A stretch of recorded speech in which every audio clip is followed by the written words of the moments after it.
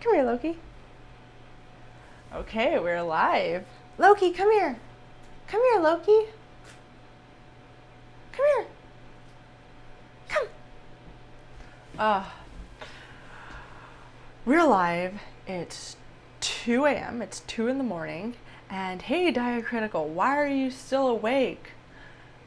I'm surprised that anyone is still awake right now. It's 2 a.m. on an early Thursday morning. And this is really just for anyone who's still awake. Because I'm still awake. I'm still just totally pumping. And I'm... Republican Snark says the trick to fighting anxiety is probably to make weird live streams at 2 a.m. Oh my god, Carpe Donkum is awake. Diacritical, please. I hope you didn't wait up for me, because then I'll feel really bad. Because then I'll just be like, I basically came late to the party. And I know for West Coasters, it's like, 11 p.m.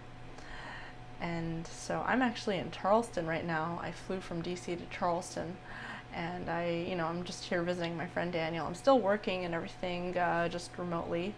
And hey, Joe, wow, I can't believe everyone's still awake. What's wrong with you people? Why are you still awake? Like, what are you doing? Still up? Are you like working? Are you having anxiety about things? Guys, I'm actually in Daniel's place, Daniel Bostic, and he has a really adorable cat, and this cat's gonna cuddle with me tonight. Loki, come here. Loki, come here. Come here, Loki. Come here. Loki, come here. Oh my god, what is he doing? Oh my god, he's a troublemaker, and he basically just... There he is. You see him? That's Loki. He is so funny, and he basically breaks things. He just jumps on different things, and he's like a real troublemaker. It's really, really funny. And I'm normally allergic to cats, but I don't think that I'm allergic to Loki. And so I really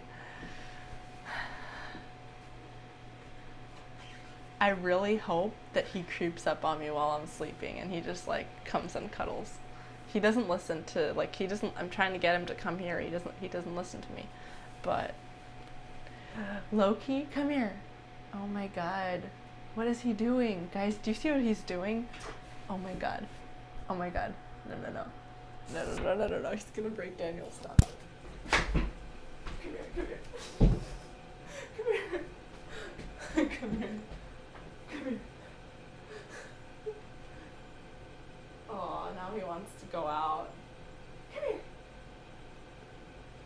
Oh my gosh. Come here. Come here. Come here.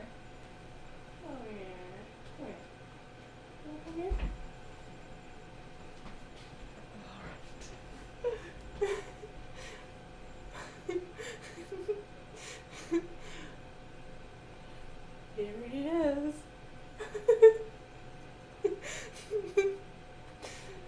Aww. Don't be sad. I think he's sad because I basically... Hi. Don't be sad.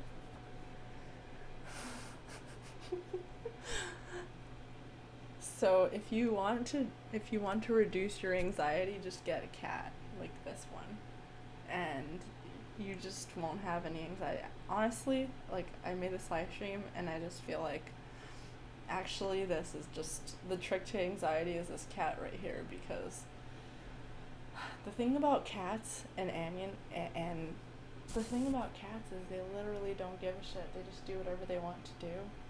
And it's because they don't have Twitter. That's why. Because they Republican Snark says, "Thank you, Pardes. You have inspired me to do cat live streams for anxiety relief." So as you know, I'm visiting Daniel Bostic, the father of this cat, and we were talking about this earlier, and this is actually something I tweeted about earlier today. It's about just anxiety in general. People, there's 90%, actually, most of the things that you have anxiety about, you really shouldn't be having anxiety about.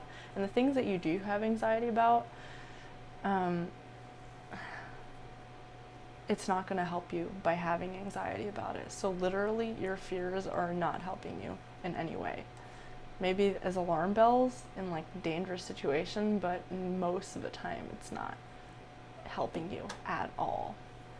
And not only don't they help you, they just make things worse. When you have anxiety, you don't function normally, you lash out at people, it ruins your relationships, it ruins, you make bad decisions, everything is just bad. And so I think Loki is trying to like climb over this wire now. So my trick to reducing anxiety is, oh my god, what is he doing? What is he doing? Okay. This is really distracting because this cat is just... this cat is really distracting me. Carpe Donctum says, I have social anxiety and I shake it by pretending I'm more famous than everybody else. Carpe Donctum is actually pretty famous. The reason why he doesn't think he's famous is because his name is Carpe Donctum. But, yeah. Anyway, really, the one thing that I would say is that for me that helps is to, and this is with everything, and I don't actually do this enough, and I should. Whenever you have a fear or anxiety, the best thing to do is to immerse yourself in that fear and accept it. Like, you have a fear of getting cancer, then just imagine yourself having cancer. Maybe don't go and have cancer, but imagine yourself having cancer. And just be like, okay, and accept it. Just think about it, meditate, and just think like I have, just like meditate about it. And to the point where the fear dies down because you've accepted it. And once you've accepted, it's okay. This is the worst thing that can happen. I've accepted this.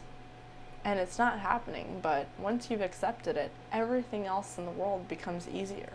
Once you've accepted your worst fears, everything else is easy.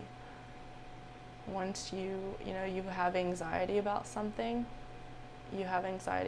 just imagine that you have been in a car crash and you've turned into a vegetable and you've lost everything you have.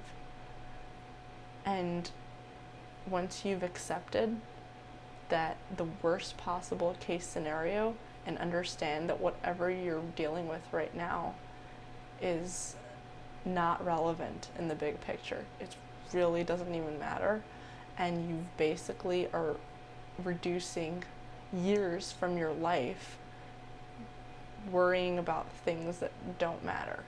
And even if it is something that you think matters, it doesn't really matter, because the world, the universe, and whatever power is above you is like exponentially higher, and you're just a speck, and everything is so insignificant in the big picture of things. Fart Magnets, for some reason, is still awake, is saying, whoa, it's late. This is the late night show. This is the late night show. Nico Big says, you're right though, people actually change diet after they get cancer. Hard to get people to beforehand.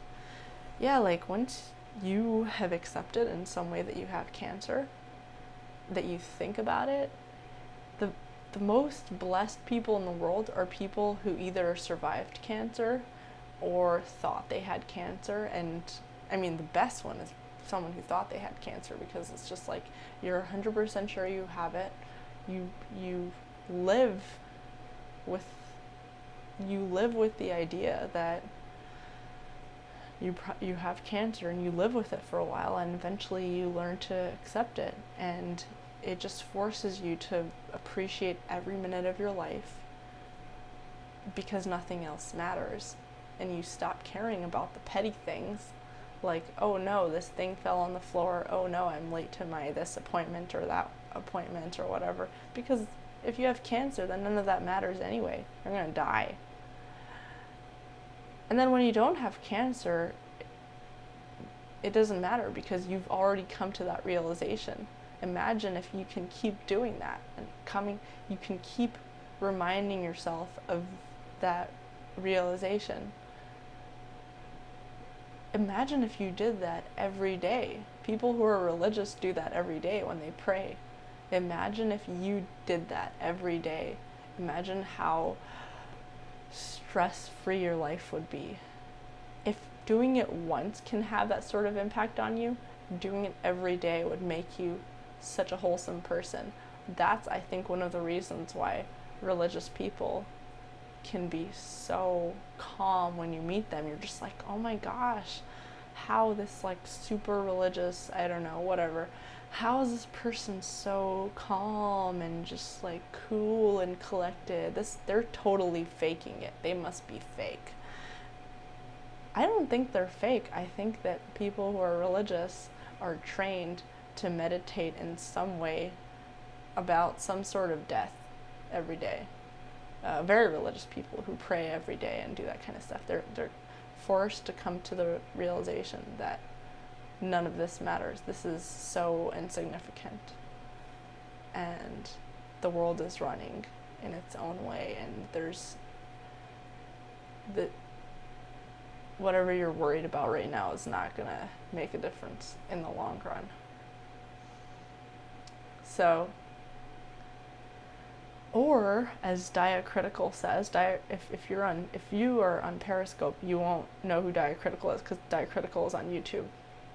YouTube is where it's at. If you're on Periscope, I would definitely recommend subscribing on YouTube, because YouTube is where everybody on YouTube knows each other at this point, because that's where the regular Pardes live community is. Periscope is more of like people come and go. So I definitely recommend subscribing on YouTube for the updates. So Diacritical, who's a commenter, and he's on YouTube, and I actually met Diacritical here in DC. He's a real person whose name is not Diacritical. And actually, I'm not in DC right now. They're in DC. I met him in DC. And anyway, he's yeah. So he says pedicure and manicure, which is also another way to reduce anxiety. All these little things really help. Like, I have the worst anxiety problems ever, but I wasn't able to work on them effectively until I hit my totally lowest point, which was a point where I thought I had cancer, and I thought that I was gonna die, and I was in debt, and I didn't have any, I had left the religious community, and I was just so depressed, and all this bad stuff. Everything bad was happening in my life, and after that happened, and just living in it for a few months, and then accepting it, like, okay, this is the way it is, this is my life, and learning to accept that this is my life, but it's okay if this is my life. I can live this way. It's not the idea that I'm gonna live this way, it's the idea that I can. And once I've accepted that, then even if I never, ever, ever, ever have to go back to living like that, which I probably won't ever have to go back to living that life, even if I don't ever have to, I'm still going to be infinitely less anxious because I have experienced it, or at least I had a glimpse of it and understood in my mind that it's okay if that was the state of my life. And knowing that, I know that no matter, it's okay. It's okay if I screw things up. It's okay if I do a totally awful live stream here tonight and you all hate it, and somebody and YouTube hates it and they demonetize everything, and then I'm not even monetized, so whatever, and I get banned, or it's okay if any of that stuff happened. It's okay if I lose all my money and lose all my friends and lose everything great, because I've lived without any of this before. I've accepted in my mind at some point in time, I've accepted in my mind that I can live this way. I can live without any of these things. And I have lived without any of these things before.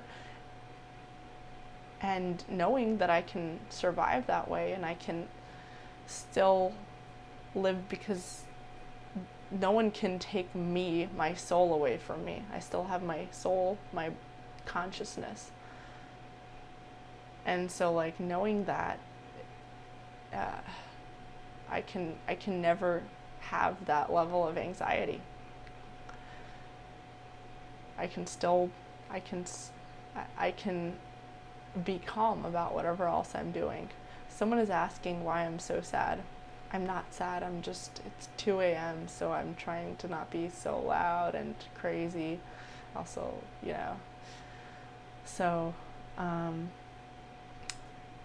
someone is asking, if everything is fine, then why do I still have anxiety? Now, some people have a lot more anxiety than other people. For me, anxiety was always an uphill battle. For me, it used to be hyperventilating like crazy and not being able to move and just crazy, Now it's not as bad, but it's still bad. It's still difficult. Now it's still difficult. First of all, I don't get to the point of hyperventilating because now I know how to deal with it. But now I have the tools to deal with it, where before I didn't. So now I know, okay, first of all, the meditating, thinking about it. Hey Joe Anderson is now on Twitch. I'm so happy to have people on Twitch. That's great. And some of it is biological, some of it is biological, you're always going to have anxiety, especially, you had anxiety as a child, you grow up and you have anxiety, it probably won't go away, but there are ways to deal with it. I don't hyperventilate anymore. I'm a lot calmer. I don't have as bad of breathing problems from anxiety. And the tools that I use, the trick that I told you is the biggest one, is just meditate, and meaning just accept to yourself that it doesn't matter. Accept to yourself that the worst thing possible can happen to you. You can be a vegetable, and imagine yourself in a vegetative state. That's the best way to reduce your anxiety, is to imagine losing everything. Imagine the worst case scenario, and that's the best thing to do. But the other things that I do, the second best thing to do is just exercise like crazy. Always be active. I always complain about sitting at a laptop. I used to complain to my bosses and stuff like that in office jobs. I don't like to sit in a laptop and whatever. And the reason is because when I sit down for hours, I get depressed. Because for me, a big part of being calm is the fact that I'm always active. I'm always walking around. I'm always exercising. And when people see me exercise, they're just like, so you call this exercising? You're not doing anything. other than just shaking around a lot. And that's all I need to do. I just need to be moving the whole time. And swimming is the best. Biking is the best. Just constantly moving around, no matter what. And when you do that, it really it affects your brain neurons or whatever. I don't know what it's doing in my head, but it's working. Whatever it is, it's working. Like moving around constantly all day instead of sitting and being stagnant, that is one of the best things that's helped with my anxiety. So the first thing, accept the possibility of the worst case scenario happening. Number 1, accept the possibility of the worst case scenario happening. Number 2, exercise. And diacritical one says dopamine release. So that's what's happening. You're releasing dopamine. So first one, accept the worst case scenario. Second, exercise a lot. Third would be to avoid other people who are experiencing that kind of high level anxiety. And because usually people who are experiencing the same kind of high level anxiety are going to trigger yours and make it worse, make it blow up even more. And that's why they say, like, people don't like people who are very similar to them. The reason is, I think it's like biological too, because people who have the same problems that you have will trigger yours even worse. I have friends that are so similar to me where like but they also make me really anxious. Like when they're anxious, they make me really anxious. And then I want to blow up at them because it's contagious. The only way for me to fix it is to stay away from that energy until I'm able to calm down, or until they're able to calm down. So working on your mindset, accepting the worst possible case scenario, exercising like crazy, and removing yourself from situations, removing yourself from people who might trigger your anxiety. There are some people who it's often people that you love. Being around them is gonna make you more anxious. And it's like, you're just like, oh, but that's my mom, that's my sister, that's my best friend, like I can't not be around them. You can not be around them. You have to not be around them when they're in a state of mind, or when you're in a state of mind that they can trigger your crazy anxiety. Because guess what? If that happens, then you're gonna hurt them. You're gonna hurt yourself. It's much better when you're in that state of mind, that state of anxiety, to totally remove yourself from the triggers. The triggers can be people, the triggers can be situations.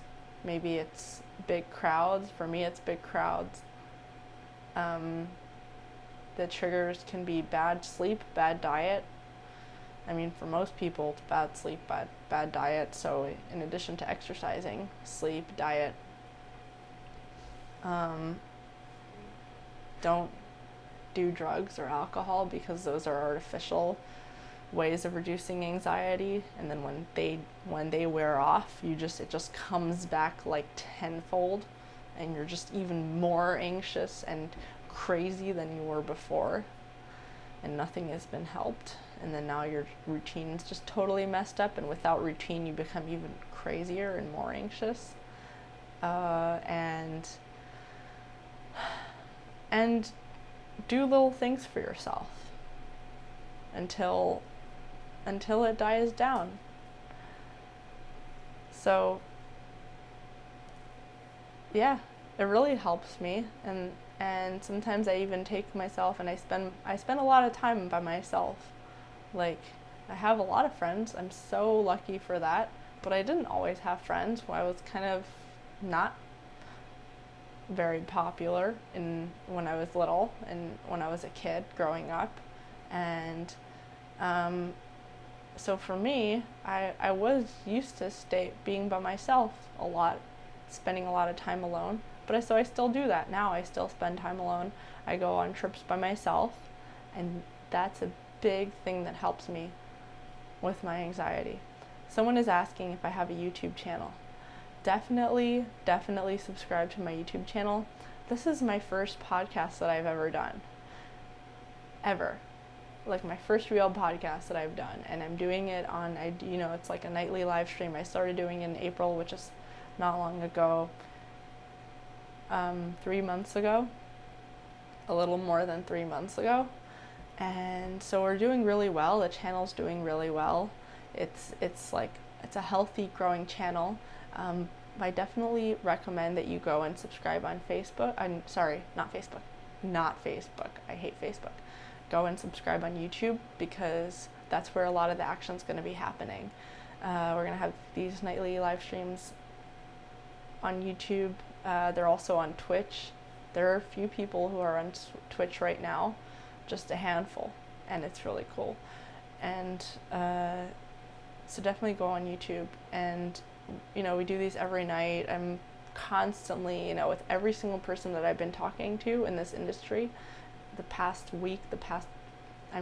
for a while I've been talking to different people in this industry and coming up with different ideas to make funny content, because that's lacking and everybody needs it. For me, all I care about is just to make anxiety releasing content, because that's what I need, so I know other people need it too. Oh, by the way, that's another thing that helps me with my anxiety is just watching TV or watching shows or entertainment, funny things, lighthearted things that make me feel better. So I didn't realize how many people would be up this late, and now I'm thinking maybe I should do a 2 a.m. live stream, because there's so many people who are up at 2 a.m. and apparently they're insomniacs. I should totally do this. And someone's asking if this is recorded or if this is live. This is live. This is 100% live. I'm up. It's 2:30 a.m. actually. Totally live. And we're all crazy people. Everyone who's awake right now is insane. And so we all need to go and see a crazy doctor and get some crazy pills. And I'm kidding, you don't need to. You need to meditate. And I was always anti any sort of prescription drugs, but the truth is I've gotten a lot more used to the idea, and I think it actually in many cases is a good idea. It shouldn't be used as a crutch, but it should be used as a way to, for a lot of people it is a crutch, and that's fine. And if it's available, then why not take advantage of it? You only have one life to live. It's so short. You might as well just enjoy it and not oh no, this drug is going to be bad for me. If it's going to help you function in this life, it would take so long before the medication actually, hurts you in any way. So I've changed my mind on the drug thing. John, I've been getting a bunch of people. John says, I watch your TikTok channel for a good laugh. Best medicine. I'm so happy to hear that. I've been on TikTok. I've been making videos every single day now. Every day I've been making TikToks. And it's so much fun. That's my goal right now, is to become a TikTok star. It's so much fun. If you go on TikTok, find me there. Anyway, I'm so tired. So I'm going to go to sleep now. See you all tomorrow night. Subscribe on YouTube and like this video. And good night. Go to sleep. Just enjoy yourself. Think about nice things. Think about Daniel's cat. Think about death. So calming. Just think about death. Think about dying. Really do think about dying though. Once you think about dying, everything is fine. Okay. Good night. Good night.